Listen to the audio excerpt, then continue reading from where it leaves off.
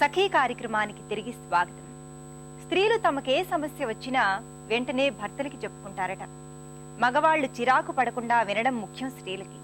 అయితే 300 మంది మగవాళ్లు భార్యల తెలివి తక్కువతనాన్ని తిడుతూ పరిష్కారాలు చెప్పబోతారట.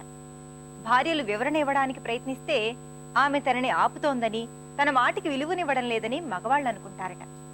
నిజానికి స్త్రీల వ్యక్తీకరణ తీరే వేరుగా వివరణాత్మకంగా ఉంటుందట. స్త్రీ పురుషుల వ్యవహార శైలిలోనే భిన్నత్వం ఉంటుందని గుర్తించి దాన్ని మొదట ఆమోదించటం నేర్చుకుంటే సగం సమస్యలు తగ్గుతాయంటారు మానసిక శాస్త్రవేత్తలు.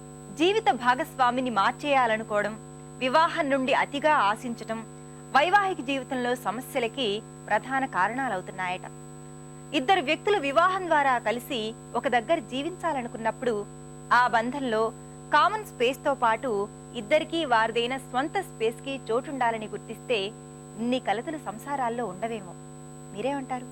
సరే, మరి వాటి సఖీ కార్యక్రమాలపై మీ అభిప్రాయాలు, సూచనలు మాకు తెలియజేస్తారు కదూ.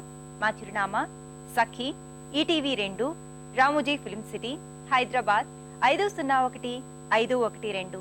మా ఫోన్ నెంబర్ 04023556540. మా ఇమెయిల్ ఐడి sakhi@etv.co.in. రేపటి మీ సఖీలో మళ్ళీ కలుసుకుందాం. నమస్తే. मैं ना इनका ड्रेस